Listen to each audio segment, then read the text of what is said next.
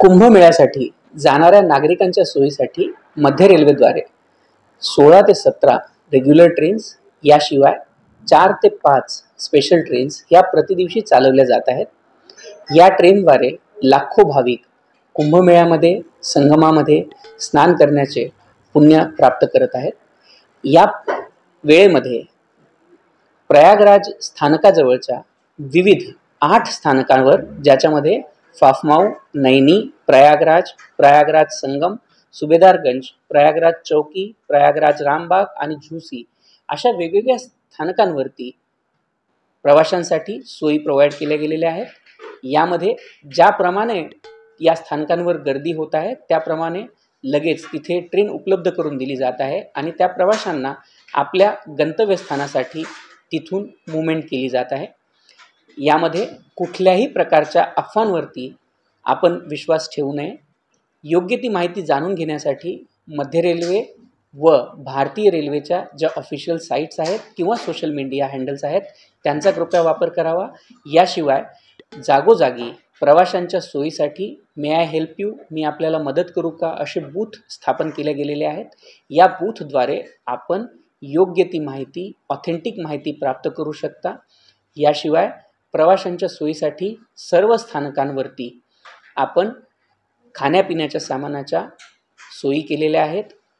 अधिकाधिक ज्या ट्रेन चालू आहेत त्यांच्याबद्दलची माहिती देण्यासाठी पब्लिक अनाउन्समेंट सिस्टमचा वापर केला जात आहे आणि प्रवाशांचा प्रवास हा सुखकारक आणि योग्य व्हावा यासाठी मध्य रेल्वेद्वारे आणि सर्वच भारतीय रेल्वेद्वारे प्रयत्न केले जात आहेत.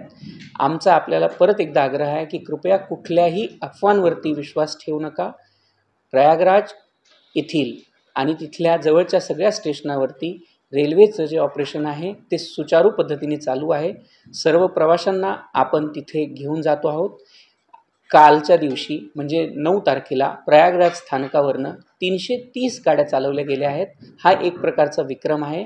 आज देखील दुपारी 1:30 वाजेपर्यंत 130 गाड्यांना प्रयागराज आणि त्याच्या जवळच्या सर्व स्थानकांवरनं रवाना करण्यात आलेला आहे. प्रवाशांच्या सोयीसाठी अजून गाड्या चालवण्यासाठी प्रशासन पूर्णतः सज्ज आहे. यात आपण कुठल्याही अफवांवरती विश्वास ठेवून कुठल्याही गडबडी करू नये अशी आमची आपल्याला विनंती आहे. प्रवाशांना जे तिकीट्स आहेत याच्यासाठी ॲडिशनल तिकीट काउंटर्स जागोजागी उपलब्ध करून देण्यात आलेले आहेत. जाणाऱ्या प्रवाशांसाठी जसं छत्रपती शिवाजी महाराज टर्मिनस, त्यानंतर नागपूर, भुसावळ, पुणे अशा विविध मुख्य स्थानकांवरती तिकिटाच्या अरेंजमेंट केल्या गेल्या आहेत.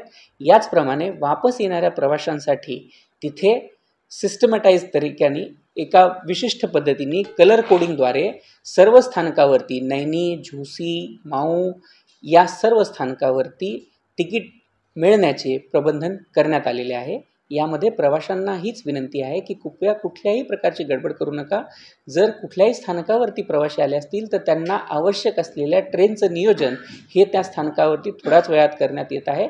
याचसोबत या विविध स्थानकांची जी सध्याची मॉनिटरिंग आहे ही तीनही डिव्हिजन लेवलवरती, झोनल लेवलवरती आणि याचसोबत रेल्वे बोर्डाच्या लेवलवरती देखील कंटिन्युअसली केली जात आहे.